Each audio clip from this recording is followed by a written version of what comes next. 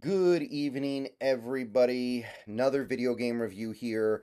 This time we are doing Marvel's Spider-Man 2 on the PlayStation 5.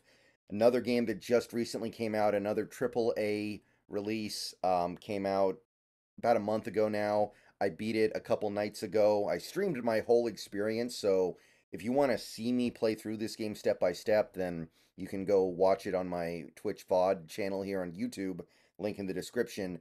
But I do want to go ahead and do a review for this game. Honestly, kind of like Baldur's Gate and Starfield, most people have probably already formed their takes on this game right now. If you wanted to play this game, you've probably already beaten this game by now, honestly, because the game is not that long. Especially if you don't want it to be long. You can blow through it very quickly if you really want to. So, obviously, this review is not really meant to change anybody's mind about the game or convince anybody to get it or not get it, because I think everybody's already kind of made that decision. But I want to just talk about the game. I want to talk about Marvel's Spider-Man 2, which I guess is officially what it is called, to differentiate it from other games or movies or pieces of media that are titled Spider-Man 2. So obviously, this is a sequel to a 2018 game that was very popular 5 years ago, Marvel's Spider-Man on the PS4. I did play that game several years ago, not too long after it came out, and I did like it a lot in terms of the gameplay. I thought the gameplay was fun. I thought the swinging was good. I thought that the gameplay loop was pretty solid. I think that the game did a lot of things right. I'm not really a fan of the writing of these games, the story and the dialogue of these games, and I include this one in it. Not a fan of the way that's handled. So I'll just go ahead and lead with that right now to kind of give you guys a brief overview of how I felt about this game, because to me, this game is just like the first Marvel Spider-Man, but probably a little bit better, mostly because it's 5 years later and there's just a little more variety here. The game looks a little bit better. The swinging is probably better. The addition of some of the gameplay elements gives you a little bit more freedom of movement. But overall, I think that this game is it's the first Spider-Man. If you liked that game, you're going to like this game. And if you didn't like that game, you're not going to like this game. I don't think there's anything here that added anything to the formula. I don't think there's anything here that is going to get anybody on the side of this game if you weren't on the side of the original. And honestly, I don't know how much I'm going to have to say about Marvel Spider-Man 2, because I kind of feel like there isn't really that much to go on in this game. Like, everybody played Marvel Spider-Man on the PS4. Or, well, maybe you didn't play it on the PS4, but you played it if you had any interest in all. It came out 5 years ago, and this game uses the same basic structure. It's the same city, the same open world, the same types of side missions. Now, obviously, the details change, but it's the same type of combat system, the same type of enemies, the same type of progression. It's basically a follow up to that game. So it's really kind of hard to find much to talk about here, because almost everything that you need to know about this game can be discussed in reference to the first game 5 years ago. Now, real quick, before I get into further depth here, I do want to say I have not played the Miles Morales spin-off slash sequel, which I know leads directly into this game. I just haven't had a chance to play it yet, and I it just hasn't happened. So obviously I'm missing that context, but it's not that hard to figure out based on what happens in this game and what they talk about, and I don't think it really matters that much. But for whatever it's worth, I have not played Marvel's Miles Morales, or Marvel's Spider-Man Miles Morales, or whatever it's called. So if that changes anything, then I guess that needs to be noted here. But for me, Marvel Spider-Man 2 was a worthy sequel, but it is very much a sequel. There isn't that much here that I think alters the formula. And I don't have a problem with that, but I imagine some people do. So Marvel Spider-Man 2 picks up where the first Spider-Man and Miles Morales left off. Peter and Miles are protecting the city. They are working together as a team now. You have Peter, who's a young adult, and Miles, who is still a kid, and they're both coming at things from different perspectives. Miles has electricity powers. I don't know how. That's probably one of the things that I missed from not playing Miles Morales. But his power set is a little bit different because of that, so that's nice, I guess. And Peter, he's more experienced, and overall, I think he's more powerful. So that's kind of how they balance it out. But there is a little bit of variety there, so that's cool. And the game kind of goes back and forth between their personal lives, them trying to resolve their personal lives, like Peter with his relationship with Mary Jane, Peter trying to get and hold down a job, which he's not very good at because being Spider Man is detrimental to your um, job safety, and trying to be in a relationship with a girl who obviously knows his secret, but still might be frustrated by the fact that she doesn't feel like she has her boyfriend's full attention at all times. And then you have Miles. He's trying to get into college. He's trying to get into a good college. I think he's trying to become like a DJ or something like that. He's trying to have a relationship with his mother. He's trying to impress this girl he likes. Um, you've got all that stuff contrasted with the bigger things going on, which is the actual like external plot, which is more about supervillains like the Sandman starting to cause problems. You've got Sandman, I think he's basically like the first major villain of the game, and then it turns out that Craven ends up being kind of the overarching bad guy of this one. And I don't want to get too deep into the story because that would spoil a lot of things. And I know there are obviously going to be some people who might watch this video who would care about it. But I want to keep my synopsis of how I felt about this game pretty. I'm going to keep it pretty straightforward so I don't ruin it for anybody. Because I'm sure there's somebody out there who wants to play this game and hasn't yet. But I think the gameplay it's the same as the first one.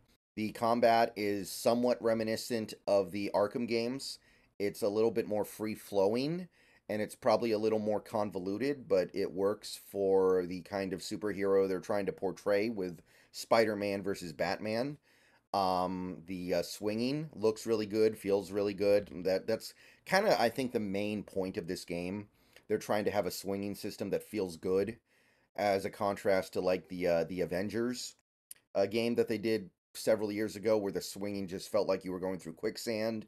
I think that's kind of their main focus to make the swinging feel good, and they do. Um, Most of the fights are just a bunch of bad guys gang up on you. Have to fight your way through. I really like doing those levels where it's actually a little bit of stealth. And usually I don't like stealth in non-stealth games, but I like it when you're dropped into an area and they don't know you're there yet, and you can slowly work your way through the room, eliminating enemies quietly one by one. Now, unlike Arkham games, which did that extremely well, in this game it's repetitive. Like 95% of the time, I just used web lines to go around the ceiling, and then I would use my webs to basically cocoon bad guys up one at a time until I had thinned out their numbers so much I was able to just win straight up in 2 seconds. So it was repetitive versus something like Arkham games where you can there are like even the original Arkham Asylum, there are like 20 different ways to eliminate mooks in those rooms, and trying to figure out the most creative ways to do it is half the fun. That's not the case in this game. That's one area where I think it could have been better. Like there are a few different ways to do it, but over and over and over again, I just felt like the only real way to do this is just cocoon everybody, get them isolated, then cocoon them, and occasionally you use the environment, but not that often. So I did like that. I like that I had that available to me, but a 15-year-old Batman game did do it better. So that's not exactly a ringing endorsement, but I do think the gameplay of this game overall holds up to the way it should be. But the issues that I have with this game are basically the same as the issues I had with the original game. I don't really like the writing. I don't really like the plot. I'm not that interested in the characters. Like a great example is, and this is not a spoiler because this was the case in the first Spider-Man game. I hate what they have done with J. Jonah Jameson in this game. And this goes back to the original as well. Um, in this game, in these games, and again, this is not a spoiler because it was the case in the PS4 game, J. Jonah Jameson is one note. He's pure comic relief, and he is the jerk who exists to be nothing but the jerk, so that when he gets owned or gets defeated or gets embarrassed at the end, you can laugh at him. He's not a real person. Real people don't act like that. Real people don't behave like that. He's just loud and obnoxious and rude to everybody, and he's not a character. He's just a cartoon. And I know this is a a video game based on a superhero in a comic book, but even going back to like the Sam Raimi Spider-Man movies with Tobey Maguire, J. Jonah Jameson wasn't like that. He was loud. He was abrasive. He was occasionally mean, but he wasn't just some one note, I'm going to be obnoxious and stupid and loud and get everything wrong intentionally and yell at everybody. There was some depth to that character. There was something to that character just beyond I'm going to do whatever the jerk thing is in this scene. And in this game, he is so flat and so boring and so you can't even really hate him as much as you're supposed to, I feel like, because it feels like he's doing a bit, like he's playing a character. Real people don't act like that. And that is kind of a microcosm of what I do not like about the writing in these games. I don't think they get these characters all that well. Obviously, J. Jonah Jameson is an extreme example of this. I think they completely mishandled him. But I look at that and I kind of go, that's a microcosm of what I do not like about the writing in these games. And I'll say this again because I'm trying to avoid spoiling anything. This game does some things with established Spider Man lore that are different. And I understand they're trying to surprise people and do things their own way, put their own twist on things so that their game feels like a new experience compared to other Spider-Man media. I don't really like what they did that much. I didn't really get it. I didn't really think what they did was all that good. I didn't think it was necessary. I thought it was kind of shocking for the sake of being shocking. The changes they made just kind of felt like, I don't know, to me it just kind of felt pointless. If you played the game, you probably know what I'm talking about, but they take these elements of Spider-Man's lore and use them and then put little twists on them so they don't go down exactly the way you expect. I wasn't a big fan of the way they chose to handle that personally. So I would say I still don't really like the way these games are written. I don't really like the dialogue between the characters. Like, I understand that Spider-Man is a character who quips when he fights, that's his thing, but I was never amused by anything he said in this game. I never found anything funny. Everything was just kind of obvious to me. Everything he said was like a 7-year-old wrote it. So that element of it never worked for me. I think there's a way to write Spider-Man in a clever, more meaningful way, and they can't do it. The one thing about the writing in this game that I like, the one thing I think they understand, is that the essence of Spider-Man's character is suffering, is being miserable so that he can continue to do this. Like, the point of Spider-Man is the things that he has to give up so he can continue to be Spider-Man. This game does grasp that, and I do like that because Peter's constantly having to make these tough personal decisions. But overall, yeah, I didn't really like the story or the plot or the characters of this game that much. But for me personally, this is a game that I play not for that. I know a lot of people are into the Marvel Spider-Man games because they want to see where the story goes and the plot goes. I play this game more like a game like Doom. Like when I'm playing Doom, I don't really care why I'm shooting the demon. I'm just shooting the demon. I don't care why I'm in hell. I'm just in hell. I'm gonna go kill the demon and leave hell. That's kind of how I feel about these games. I don't really get into it too much. I just kind of play it to have fun. And I can overlook stuff like the lackluster writing by simply mostly ignoring it. And that's kind of how I ended up playing this game. Now, would it be better if I didn't have to do that? Like it actually gave a really compelling narrative that I was more into, I guess. But I don't think it's a capital offense. I think the gameplay of this game carries it.